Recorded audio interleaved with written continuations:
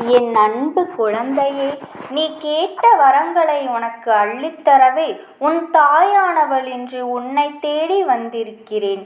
என் செல்ல பிள்ளையே, நீ வேண்டாம் என்று சொன்னாலும் சரி, நாளைக்குள் உன்னுடைய இல்லத்தில் நடக்கப் போகின்ற ஒரு விஷயத்தை உனக்கு எடுத்து சொல்வதற்காகத்தான் உன் தாயானவள் இன்று உன்னை தேடி வந்திருக்கின்றேன். என் குழந்தையே, இன்று இரவை அம்மா சொன்னது உனக்கு காரணம். என் தங்கமே, நாளையோடு நீ 2 வருடங்களாக என்னிடம் வைத்திருந்த வேண்டுதல்கள் அனைத்தையும் நான் நிறைவேற்றி உன் வாழ்க்கையில் ஒரு முக்கியமான அதிசயத்தை நடத்தி காட்ட வேண்டும் என்றுதான் உன் தாயானவள் நான் இப்போது உன்னை தேடி வந்திருக்கின்றேன். என் தங்கமே, இப்போது அதை முடிவெடுத்து வைத்துவிட்டுதான் உன்னோடு பேசிக்கொண்டு இருக்கின்றேன். இன்று இரவு ஆனது உன்னுடைய இல்லத்தில் அதிசக்தி வாய்ந்த மாற்றங்களை எல்லாம் நடத்தி கொடுக்கக்கூடிய இரவாக இருக்க போகின்றது. என் தங்கமே, எந்த விஷயங்களை நினைத்து மனதிற்குள் நீ கலக்கத்தை கொண்டாயோ, எந்த ஒரு விஷயம் உன்னுடைய இல்லத்தில் நடந்தால் எல்லோரும் மனமகிழ்ச்சி அடைவார்கள் என்று நினைத்தாயோ, அந்த விஷயத்தை உன்னுடைய இல்லத்தில் நான் நடத்தி காட்டப் போகின்றேன். என் தங்கமே, அது மட்டும் அல்லாமல் இந்த தாயானவள் உன்னுடைய இல்லத்தில் இருக்கின்ற ஒரு தீய சக்தியினை விரட்டியடிக்கவும் போகின்றேன். நீ நினைக்கலாம், தீய சக்தி என்றால் யாரோ நம் இல்லத்திற்குள் ஏவிய செயல்கள் என்று. என் தங்கமே, நான் இன்று வெளியில் அனுப்பப் போகின்ற தீய சக்தியானது அது போன்றது கிடையாது. உன் இல்லத்தில் இருக்கின்ற ஒருவரினுடைய மனம் முழுவதும் தீய எண்ணங்கள் மட்டுமே நிரம்பி வழிந்து கொண்டிருக்கின்றது. அவருக்குள் இருக்கின்ற அந்த தீய எண்ணங்களை நான் இன்று வெளியில் அடித்து விரட்டப் போகின்றேன். நாளைய விடியலிலிருந்து அவர்கள் நேர்மறையான சிந்தனைகளை மட்டுமே தன்னுடைய மனதிற்குள் வைத்திருப்பார்கள். எந்த விதமான எதிர்மறை எண்ணங்களும் இல்லாமல் எல்லோருக்கும் நல்லது செய்ய வேண்டும், எல்லோரிடத்திலும் நல்ல வார்த்தைகளை பேச வேண்டும் என்று நினைக்கப் போகின்றார்கள். எப்பொழுதும் எந்த செயலை செய்தாலும் அதற்கு முட்டுக்கட்டையாக நின்று கொண்டிருப்பவர்கள். நீ எந்த காரியத்தை எடுத்து செய்வதாக இருந்தாலும் அதற்கு உடனடியாக எதிர்மறை வார்த்தைகளை தந்து கொண்டிருப்பவர்கள் இவர்கள்தான்.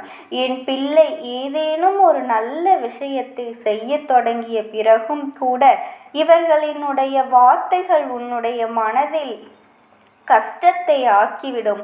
நாம் எதற்கு இதை செய்ய வேண்டும் என்று நினைக்க தொடங்கி விடுவாய். அந்த அளவிற்கு எந்த காரியத்திலும் உன்னால் எதுவும் செய்ய முடியாதபடிக்கு உனக்கு கஷ்டங்களை கொடுத்து கொண்டிருந்த அந்த ஒருவரினுடைய மனதில் இருந்து அந்த தீய சக்தியை நான் எடுத்து வெளியே விரட்டப் போகின்றேன். என் தங்கமே, அவர்களுக்கு நல்ல மனது வேண்டும். அவர்களுடைய மனதில் இப்படி தீய எண்ணங்கள் வரக்கூடாது என்றுதானே நீ 2 வருடங்களாக என்னிடம் வேண்டுதல் வைத்து கொண்டிருந்தாய். அவர்களுக்கு இந்த எண்ணங்கள் எங்கிருந்து வந்தது என்று ஒரு சந்தேகம் உனக்கு இருக்கின்றது. ஏனென்றால் முன்பெல்லாம் அவர்கள் இப்படி கிடையாது. ஆனால் இந்த 2 வருடங்களாக இவர்களின் எண்ணங்கள் அதிக மாற்றத்தை கொண்டிருக்கிறது. இவர்கள் எதை செய்தாலும் அதில் எதிர்மறை எண்ணங்கள் தான் அதிகமாக இருக்கின்றது. இவர்களோடு 2 நிமிடம் பேசிவிட்டால் போதும், நம்முடைய எண்ணங்கள் கூட எதிர்மறையாக மாறிவிடும். நான் ஒரு செயலை செய்ய நினைத்து தொடங்கினாலும் அதை நம்மால் செய்ய முடியாமல் போய்விடும். என் தங்கமே, நம்மால் செய்ய முடிக்கும் என்று நினைக்கின்ற காரியத்தை கூட செய்து முடிக்காதபடிக்கு நம்முடைய எண்ணங்களை மாற்றி விடுவார்கள். இப்படி ஏற்படுகின்ற சூழ்நிலைகள் ஒருவரின் வாழ்க்கையில் எந்த அளவிற்கு பாதிப்பினை ஏற்படுத்த முடியும் என்பதை உன் தாயானவள் என்னால் நிச்சயமாக புரிந்து கொள்ள முடிகின்றது. என் பிள்ளையே, எப்பொழுதும் எதிர்மறை எண்ணங்களையும் எதிர்மறை சிந்தனைகளையும் உனக்குள் விதைத்து கொண்டிருப்பவர்கள் நிச்சயம் இனியும் நீ செய்கின்ற நல்ல விஷயங்களை தடுத்து நிறுத்துவதற்கு வாய்ப்புகள் அதிகமாக இருக்கின்றது. அதனால் உன் தாயானவள் இன்று இரவு இந்த விஷயத்தை நான் நடத்தி விடுகிறேன். இனிமேலும் உன்னுடைய இல்லத்தில் இருக்கின்றவர்கள் யாருடைய மனதிலும் தீய எண்ணங்கள் இருக்கக்கூடாது. யாருமே மற்றவர்கள் வாழ்க்கையை பற்றி நல்ல விதமாக எண்ண வேண்டும். என் தங்கமே, நம்மை போலதான் மற்றவர்களுக்கும் உணர்வுகள் இருக்கின்றது. நாம் நன்றாக இருக்க வேண்டும் என்றால் அவர்களும் நன்றாக இருக்க வேண்டும் என்பதனை நினைக்க வேண்டும். என்று எல்லோர் மனதிலும் நல்ல எண்ணங்களை நான் விதைக்கின்றேன். நான் இன்று ஏற்படுத்தக்கூடிய இந்த மாற்றத்தினால் இனி ஒருபோதும் உன்னுடைய இல்லத்திற்குள் எந்தவிதமான கருத்து வேறுபாடுகளும் ஒருவருக்கொருவருக்கு வராது. ஒருவரின் மீது ஒருவருக்கு இருக்கின்ற அக்கறை இன்னும் பெருகும். என் குழந்தையே, எத்தனை பேர் இங்கே நினைக்கின்றார்கள் தெரியுமா? உடன் பிறந்த உறவுகள் கூட இருந்தும் அவர்களுக்குள் ஒற்றுமை இல்லாமல் ஒருவர் நன்றாக இருந்தால் இன்னொருவருக்கு அது பிடிப்பதில்லை. ஒருவர் வாழ்க்கையில் முன்னேறினால் சரி, நம்முடைய உடன் பிறந்த உறவுதானே வாழ்க்கையில் முன்னேறுகின்றார் என்ற எண்ணம் நல்லபடியாக இருக்கட்டும் என்று ஒரு நாளும் சிந்திப்பதில்லை. மாறாக அடுத்தவர்களின் பேச்சை கேட்டு பொறாமைப்படுவது. எங்கே அவர் நன்றாக இருக்கின்றார்கள், நீ எதற்கு இப்படி இருக்கின்றார் என்று ஒருவர் ஒரு வார்த்தையை கேட்டுவிட்டால் அந்த உடன் பிறந்த உறவின் மீது எண்ணங்கள் எல்லாம் தவறான எண்ணங்களாக மாறிவிடுகின்றது. அவர்களின் வாழ்க்கையின் மீது நமக்கு பொறாமை எண்ணங்கள் வந்து விடுகின்றது. இது போன்று இருக்கின்ற உறவுகளும் நிறைய பேர் இருக்கத்தானே செய்கின்றார்கள். அவர்கள் மனதிலும் எண்ணங்களை நான் நிச்சயமாக மாற்றுகின்றேன். உடன் பிறந்தவர்கள் என்றால் என்ன? அவர்கள் முன்னேறினால் நமக்கு சந்தோஷம் என்பதனை அவர்களுக்கு புரிய வைக்க வேண்டிய காலகட்டம் இப்போது வந்திருக்கின்றது.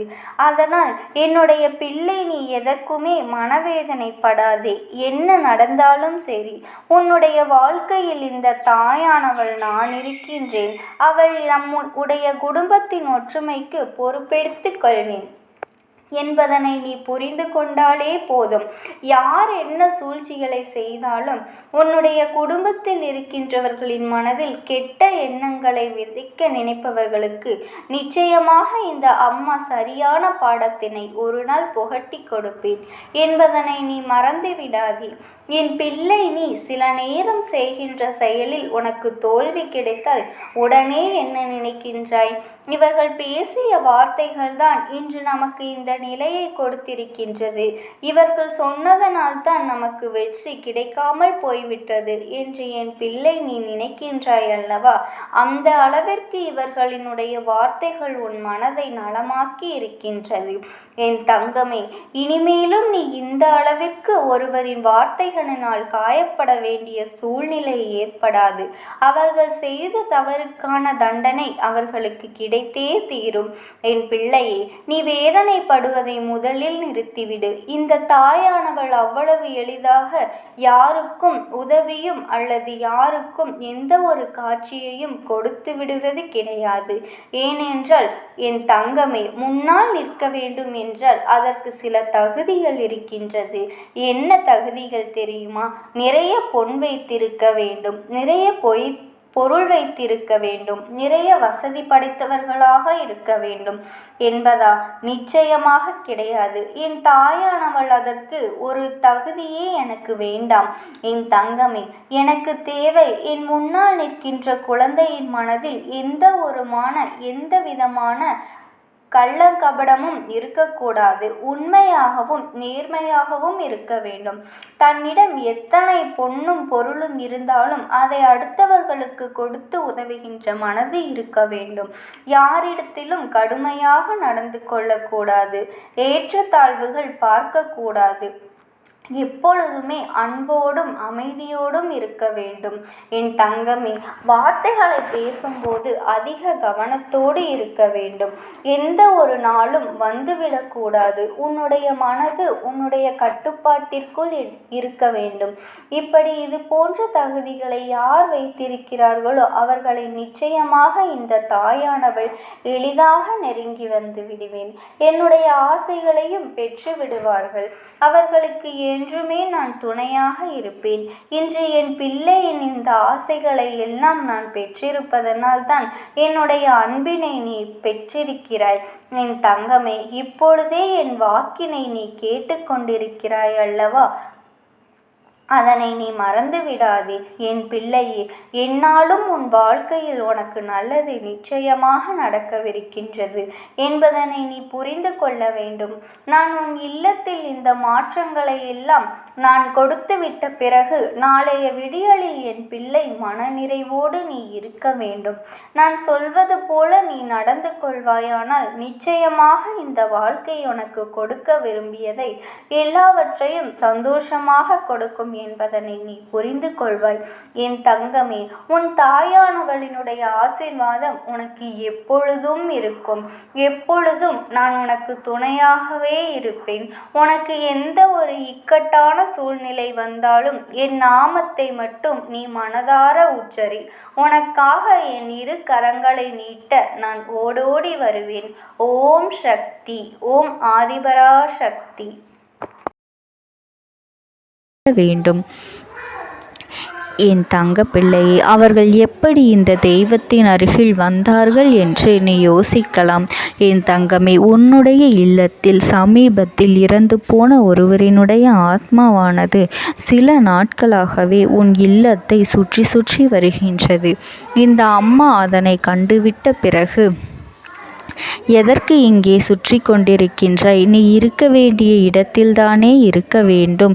என் பிள்ளையின் வீட்டில் உனக்கு என்ன வேலை என்று கேட்ட பொழுதுதான் அந்த ஆத்மா என்னிடத்தில் சொன்ன விஷயம், எனக்கும் என்னிடத்தில் இருக்க வேண்டும் என்றுதான் ஆசையாக இருக்கின்றது. ஆனால் சில விஷயங்கள் என்னை அங்கே செல்ல விடாமல் தடுத்து கொண்டு இருக்கின்றது. எனக்கு என்னுடைய குடும்பத்தில் இருக்கின்றவர்களிடம் பேசியாக வேண்டும். என் மனதில் தோன்றுகின்ற சில விஷயங்களை அவர்களிடத்தில் சொல்லிவிட்டால் நான் மனநிறைவோடு இங்கிருந்து சென்று விடுவேன். சில விஷயங்களை நான் அவர்களோடு பகிர்ந்து கொள்ளாமல் விட்டுவிட்டேன். அதற்கு சரியான நேரம் இப்பொழுது வந்திருக்கின்றது. இப்பொழுதும் சொல்லாமல் நான் சென்று விட்டால் இனி காலம் முழுவதும் என்னால் அவர்களிடத்தில் சொல்லிவிட முடியாது.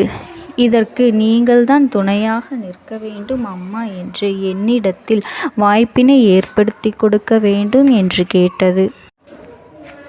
என் தங்க குழந்தையே, இப்படி இருக்கும் பொழுது அவர்களிடத்தில் சொல்லிவிட முடியாது. அந்த வாய்ப்பினை ஏற்படுத்தி கொடுத்து என் வீட்டில் உள்ளவர்களிடம் பேச வைக்க வேண்டும் என்று என்னிடத்தில் கோரிக்கை வைத்தது. என் தங்கமே, இப்படி மனதிலே எந்த கெட்ட எண்ணங்களும் இல்லாமல் உன் குடும்பத்திற்காக பேச வேண்டும் என்று கேட்ட ஆத்மாவிற்கு நான் அந்த வாய்ப்பு வழங்குவது தானே முறையாக இருக்கும். அதனால் இந்த அம்மா அந்த ஆத்மாவிற்கு அந்த வாய்ப்பினை கொடுக்க முடிவுகள் செய்து இப்பொழுது உன்னோடு பேசுவதற்காக வரவழைத்திருக்கின்றேன். என் பிள்ளையே, அந்த ஆத்மாவானது உன்னிடத்திலே என்ன பேசுகின்றார்கள் என்பதனை நான் என் மூலமாக உன்னிடத்தில் பேசி சொல்கின்றேன்.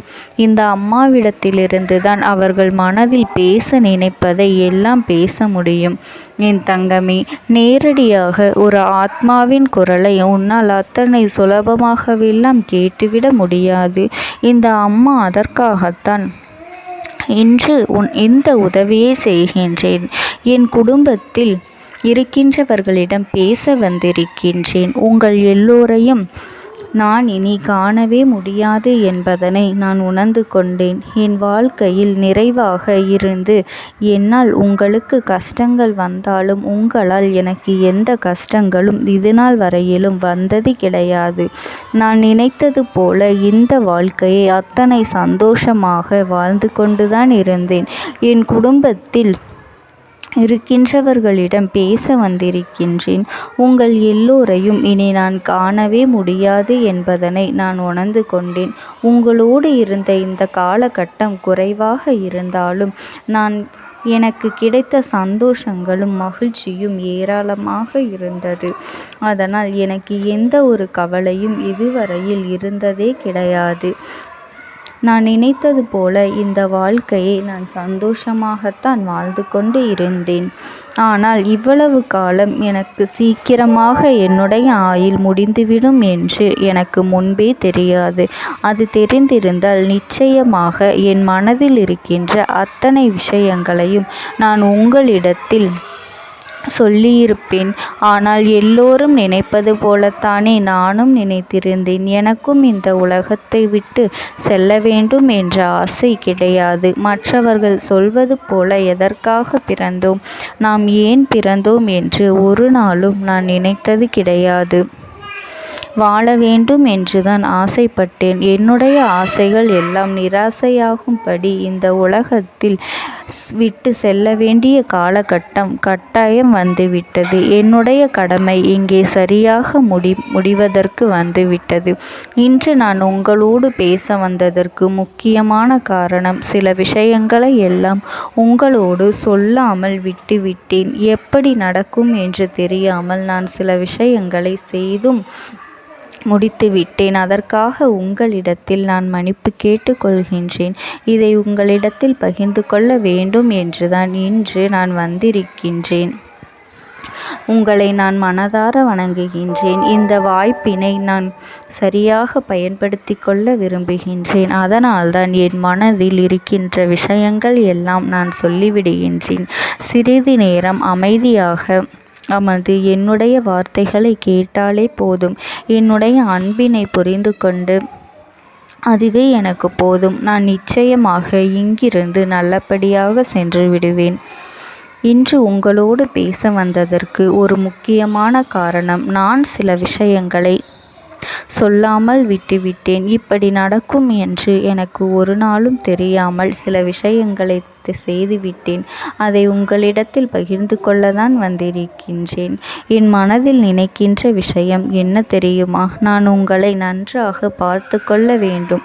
உங்களின் ஆசைகளை எல்லாம் நிறைவேற்றி கொடுக்க வேண்டும். உங்கள் வாழ்க்கையில் நடத்தி கொடுக்க முடியாமல் போனாலும் இனிமேல் அதையெல்லாம் நடத்தி கொடுக்க வேண்டும் என்று ஆசைப்பட்டு என்னால் ஆன முயற்சிகளை எல்லாமே செய்து கொண்டிருந்தேன். ஆனால் முழுமையான பலன்களை கொடுப்பதற்கு முன்பாகவே இது போன்று நடந்துவிட்டது. அதனால் நான் ஏதேனும் குற்றம் குறைகள் செய்திருந்தாலும், ஏதேனும் உங்களுக்கு மனதிற்குள் கஷ்டத்தை தந்திருந்தாலும் என்னை மன்னித்து விடுங்கள். நான் எப்பொழுதும் உங்கள் மீது உண்மையான அன்பினைத்தான் வைத்து கொண்டிருக்கின்றேன்.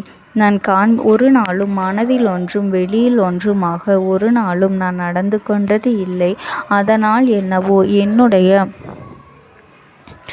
என்னுடைய குணங்கள் சிலருக்கு இங்கே பிடிப்பதே இல்லை. எதுவாக இருந்தாலும் என்னோடு இருக்கின்ற என் குடும்பத்திற்கு தெரியும் அல்லவா நான் யார், என்னுடைய அன்பு எப்படிப்பட்டது என்று. அதனால் என்னுடைய அன்பினை முழுமையாக உணர்ந்து கொள்ள வேண்டும் என்று அதனை இங்கிருந்து ஏற்றுக்கொள்ளவே முடியாத ஒரு விஷயமாகத்தான் இருந்தது. நானும் அங்கும் அங்கும் ஓடி ஓடி மீண்டும் என்னுடைய உயிரை மீட்டெடுத்து விடலாம் என்றுதான் முயற்சி செய்தேன். ஆனால் அப்பொழுது என்னால் அதையெல்லாம் செய்ய முடியவில்லை. உயிரற்ற உடலாக இங்கே நின்று கொண்டிருக்கின்றேன். நாட்கள் செல்ல செல்ல இதை எனக்கு ஏற்றுக்கொள்ள பழகிவிட்டது. இனிமேல் இதுதான் என்னுடைய உலகம். மீண்டும் அங்கே செல்ல முடியாது என்பதனை நான் புரிந்து கொண்டேன். செல்ல முடியாவிட்டாலும் ஆத்மா என்று ஆன பிறகு என்னுடைய உலகத்தில் இருந்தால்தான் எனக்கு சந்தோஷம். மீண்டும் மனித வாழ்க்கைக்குள் என்னால் நுழைந்துவிட முடியாது.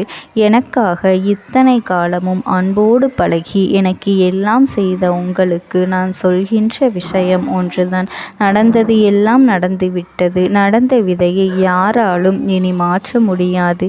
இனி நான் உங்களோடு இருக்க வேண்டும் என்று நினைத்தால் கூட அது நடக்காது.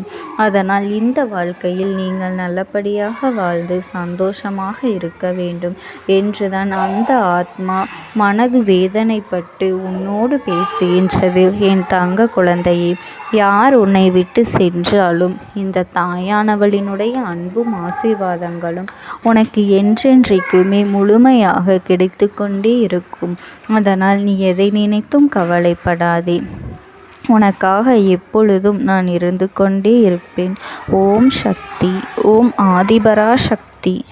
நீ விடுதலை கொடுக்க மாட்டாயா என்று என் பிள்ளை, நீ என்னை பார்த்து கேட்கின்ற விஷயத்திற்குத்தான் நான் முடிவினை கட்டப் போகின்றேன். இன்னமும் சுருக்கமாக உனக்கு சொல்ல வேண்டும் என்றால், உன்னுடைய பிடிவாதம் இந்த அம்மாவினிடத்தில் ஜெயித்து விட்டது என்பதுதான் உண்மை. என் குழந்தைக்கு எந்த ஒரு விஷயம் வேண்டும் என்று அடம்பிடித்து இத்தனை காலமும் நீ நின்று கொண்டிருந்தாயோ, அந்த ஒரு விஷயத்திலிருந்து உன் அம்மா நான் உனக்கு விடுதலையை கொடுக்க வேண்டும் என்று என் முன்னால் கதறி அழுதாயோ, அந்த விஷயத்தை இன்று உனக்கு நான் முடித்து வைக்கின்றேன். என் பிள்ளையே, சுற்றி இருக்கின்ற உறவுகளையெல்லாம் நம்புவதை விட்டுவிட்டு சற்று விலகி நிற்பதுதான் எல்லோருக்குமே நல்லது. ஏனென்றால் யாருடைய குணம் எப்பொழுது எப்படி மாறும் என்று யாராலும் கணித்துவிட முடியாது. ஒருவரிடத்தில் நல்லபடியாக பேசிக்கொண்டு வந்திருப்பாயானால் அவர்கள் மனதிற்குள் என்ன இருக்கின்றது என்று உன்னால் ஒரு பொழுதும் தெரிந்து கொள்ள முடியாது. அவர்களுக்குள் 1000 விஷயங்கள் ஓடும். உனக்கு செய்து தருவேன் என்று வாக்குறுதியை கொடுப்பார்கள். ஆனால் அதன் பிறகு பார்த்தாயானால் ஒரு நிமிடம் கூட யோசிக்காமல் சற்றென்று இவர்களுக்கு முடியாது என்று சொல்லிவிடுவார்கள். மனதிற்குள் அவர்கள் நினைப்பது, நீ சொல்வதை சொல்லிவிட்டு போ, நான் எதற்காக உனக்கு உதவி செய்ய வேண்டும் என்று எண்ணிக்கொண்டிருப்பார்கள். இது போன்ற போலிகள் அதிகமாக நிறைந்து இருக்கின்ற இந்த உலகத்தில் ஒரு விஷயத்திற்காக என் பிள்ளை நீ ஆசைப்படுகின்றாய் என்றால் அதை மிகவும் நான் கவனத்தோடு புரிந்து கொண்டு உன் வாழ்க்கைக்கு அது சரியா தவறா என்று, தேவைதானா தேவையில்லையா என்று, ஒரு வேலை கிடைத்தால் உன் வாழ்க்கை தெளிவாக இருக்குமா என்றால் நான் புரிந்து கொண்டுதான் உன் அம்மா நான் உன்னிடத்திலே சொல்ல முடியும் என்பதனை புரிந்து கொள். உனக்கு எத்தனை கால தாமதங்கள் ஆகியது என்பதனை அதனை புரிந்து கொள்ள அதை உன்னிடத்தில் ஒப்படைக்க வந்ததற்கு காரணம், பல அதிசக்தி வாய்ந்த பூஜைகளாலும் தெய்வங்களை நீ தொடர்ந்து வணங்கி கொண்டிருப்பதாலும் மட்டும்தான் உன் வேண்டுதல்கள் உச்சத்தை தொட்டுவிட்டது. தெய்வத்தின் மனதை நீ தொட்டுவிட்டாய். இனிமேல் உன்னிடத்திலிருந்து தெய்வத்தினால் தப்பிக்க முடியாது. நிச்சயமாக இனிமேல் இதனை நீ கொடுத்துதான் ஆக வேண்டும். எந்த எல்லைக்கும் செல்வதற்கு தயாராகிவிட்டாய். கடவுளுக்கு என்னென்ன செய்ய வேண்டுமோ அதையெல்லாம் என் பிள்ளை மனதார செய்து விட்டாய். உன்னுடைய அன்பிற்கு இந்த அம்மா நான் 5வது நாள் உன் வாழ்க்கையில் மிகப்பெரிய பிரச்சனையை தீர்த்து கொடுக்கின்றேன். அம்மாவினை நம்பினால் உனக்கு சத்தியம். என்னை நீ நம்பவில்லை என்றால் இந்த அம்மாவினால் நிச்சயமாக எந்த விஷயத்திலும் இதற்கு பொறுப்பாக முடியாது. உனக்கு நடப்பதை கூட நீ உணராமல் இருந்துவிட்டு நிச்சயமாக உன்னுடைய மனநிலையில் தான் மாற்றங்களை கொண்டு வர வேண்டும்.